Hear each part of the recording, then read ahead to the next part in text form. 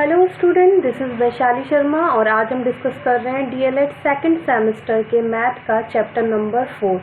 ये इसका third part है। इससे पहले मैं 2 पार्ट्स इससे रिलेटेड और बना चुकी हूँ। बाकी first second third chapters already complete हो चुके हैं, तो आप उनकी वीडियोस देख सकते हैं। तो आज का हमारा टॉपिक है पूर्ण संख्याओं पर गुणा का प्रगुण।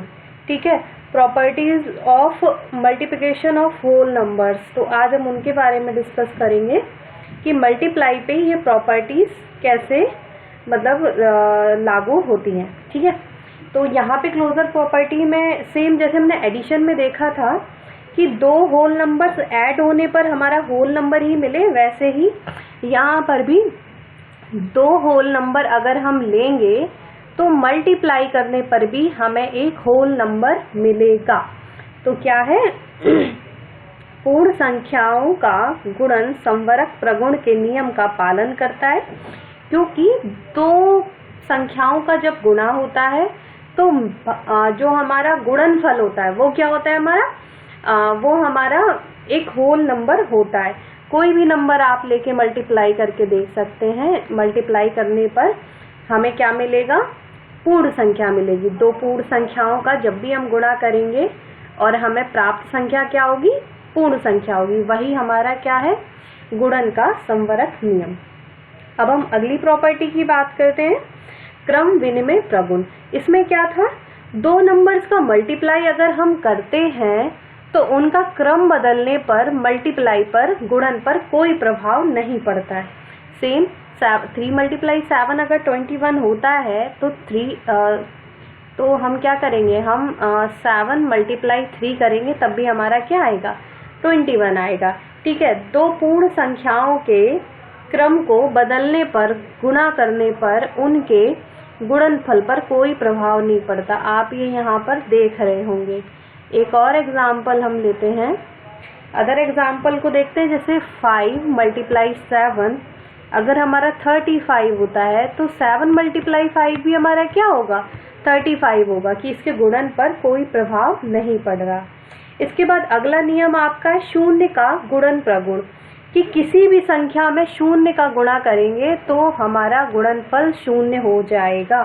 कोई भी संख्या, कितनी बड़ी संख्या आप ले सकते हैं, ये नियम क्या कहता है, किसी भी संख्या में शून्य का गुणा करने पर गुणनफल हमारा 0 हो जाएगा।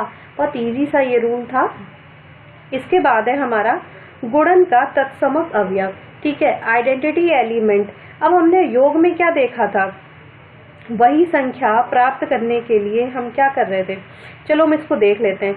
किसी भी पूर्ण संख्या में 1 से गुणा करने पर वही संख्या प्राप्त होती है, इसी को हम क्या कहते हैं। वहां पे क्या था, किसी भी संख्या में हम 0 को जोड़ने पर वही संख्या मिल रही थी, तो वहां पे क्या था, योग का तत्समक क्या होगा, 0 होगा।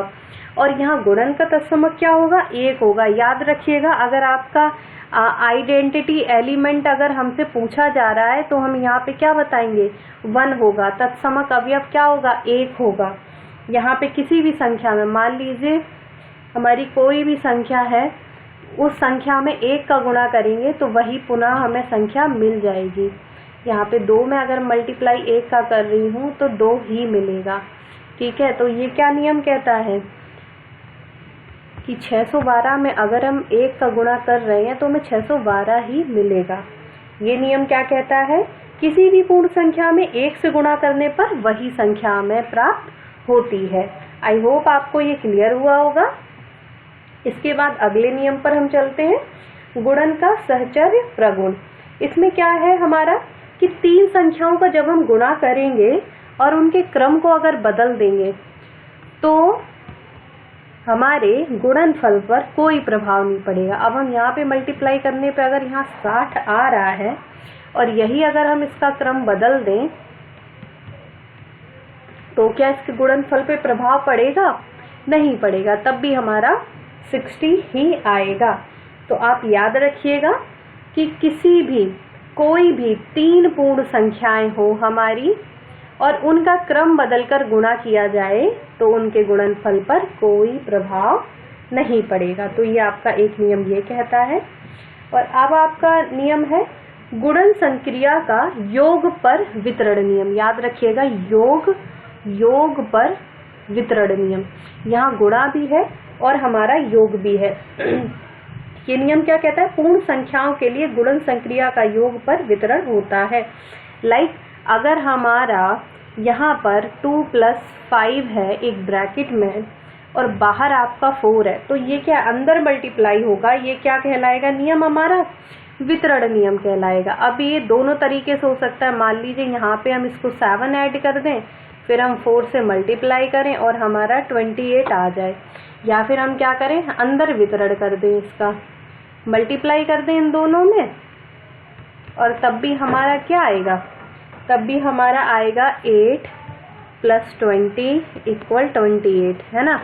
तो इसके गुणनफल पर तब भी कोई प्रभाव नहीं पड़ेगा, अतः यह इस नियम का पालन करता है। समझ में आ गया? कभी कभी आपका ये क्वेश्चन बहुत बार पूछा गया है। आपको ऐसे दे दिया जाएगा कि 4, 2 + 5 और ये बोला जाएगा किस प्रगुण का पालन करता है। तो ये किसका करता है? गुणन संक्रिया का योग पर वितरण नियम का। और एक बार नेगेटिव का पूछा भी गया है, यहाँ पर लिखा हुआ है गुणन संक्रिया का घटाने पर वितरण नियम। तो इसमें क्या है, जैसे वहाँ योग था सेम यहाँ घटाने पर होगा। यहाँ पे बाहर गुणन में 3 है और 6 - 8 है, तो यहाँ रिजल्ट क्या आएगा? हमारा आ जाएगा -6। क्लियर है? और या फिर हम अंदर मल्टीप्लाई कर सकते हैं, तब भी हमारा क्या आंसर आएगा? तब भी हमारा आंसर आएगा -6। ठीक है। तो आपका एक बार जो क्वेश्चन आया था वो इस टाइप से पूछा गया था, इतना दिया हुआ था और पूछा गया था कि ये किस नियम का पालन कर रहा है, कौन सा नियम है। तो कौन सा था? गुणन संक्रिया का घटाने पर वितरण नियम। क्लियर है आपको? अब हम कुछ भाग से रिलेटेड देख लेते हैं। यहाँ पर हमारा टॉपिक क्या है? पूर्ण संख्याओं के भाग का प्रगुण। ठीक है। अब ये आपका टॉपिक है। तो इसमें सबसे पहले हम देखते हैं, जैसे अभी हमने देखा था संवरक। सबसे पहले हमारा था संवरक प्रगुण। तो क्या ये इसको फॉलो करेगा? ये नियम क्या था? उसमें क्या था कि दो संख्या जो होंगी तो उनका हमेशा गुणनफल एक पूर्ण संख्या होगी। अब हम यहाँ पे प्रगुण किसका चल रहा है? डिवाइड का। तो दो पूर्ण संख्याओं के डिवाइड करने पर क्या हमेशा एक पूर्ण संख्या ही प्राप्त होगी? मान लीजिए यहाँ पर हमारा 5 है, 6 है, ऐसे डिवाइड करेंगे तो यहाँ तो एक फ्रैक्शन में नंबर आ जाएगा। तो ये संवरक नियम का पालन नहीं करता है। ठीक है, ये पालन नहीं करता, इसके मैक्सिमम जो होंगे वो पालन नहीं करेंगे। अगला है हमारा दूसरा नंबर है हमारा, हेडिंग डाल लीजिए आप, 0 से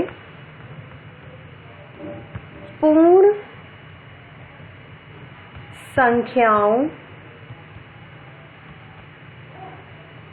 में भाग। ठीक है, 0 से अगर हम पूर्ण संख्या में भाग देंगे, मान लीजिए 9 एक संख्या है जिसमें 0 से हम भाग दे रहे हैं, या 16 एक संख्या है और हम 0 से भाग दे रहे हैं, तो क्या हम परिभाषित कर सकते हैं? क्या हम इसको परिभाषित कर सकते हैं? तो यहाँ पर आपको क्या लिखना है? किसी भी संख्या में 0 से भाग देने की प्रक्रिया को परिभाषित नहीं किया जा सकता। आप क्या लिखेंगे? परिभाषित नहीं किया जा सकता। इनफाइनाइट आएगा, या हम क्या लिखेंगे ऐसे? परिभाषित नहीं किया जा सकता। ठीक है, नहीं किया जा सकता। अब हम अगले पॉइंट पर चलते हैं, नंबर 3 पर। नंबर 3 है हमारा पूर्ण संख्या में, तीसरा पॉइंट है आपका पूर्ण संख्या में किससे भाग? 1 से भाग देने पर। आपको पता होगा पूर्ण संख्या में 1 से भाग देने पर हमारा क्या आएगा? वही संख्या आ जाती है। इससे भाग देंगे क्या आ जाएगा, वही संख्या आ जाएगी। ये तो सभी को क्लियर होगा। पूर्ण संख्या में किसी भी संख्या से भाग देंगे क्या आएगा हमारा, वही संख्या आ जाएगी। ठीक है, अब चौथी प्रॉपर्टी को हम देखते हैं भाग की। यहाँ पे है शून्य में किसी शून्योत्तर पूर्ण संख्या से भाग देने पर। ठीक है, शून्य में किसी भी संख्या से भाग देने पर, मान लीजिए शून्य है आपका, इसमें हम 11 से भाग दे रहे हैं तो हमारा क्या आ जाएगा, 0 आ जाएगा। 0 में 8 का भाग दे रहे हैं तो हमारा क्या आ जाएगा, 0 आ जाएगा।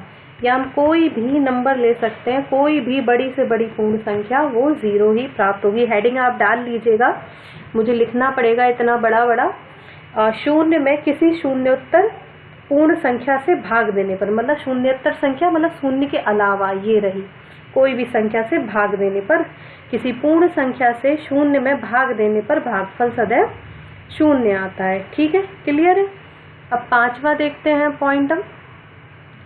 पांचवी हेडिंग आप डाल लीजिएगा, किसी शून्योत्तर पूर्ण संख्या में उसी शून्योत्तर पूर्ण संख्या से भाग देने पर, मतलब किसी भी पूर्ण संख्या में उसी ही पूर्ण संख्या में से भाग देने पर भागफल सदैव 1 आएगा। मान लीजिए 501 संख्या ली हमने, ये आपका रूल नंबर 5 था, उसमें उसी संख्या से भाग दिया जा रहा है तो सदैव क्या आएगा, 1 आएगा।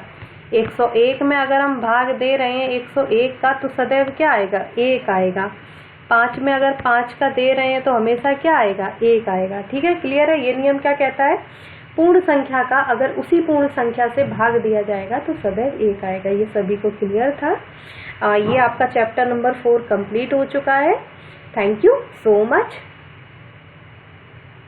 वीडियो अच्छा लगे तो लाइक कीजिएगा, शेयर कीजिएगा, चैनल को सब्सक्राइब कीजिएगा।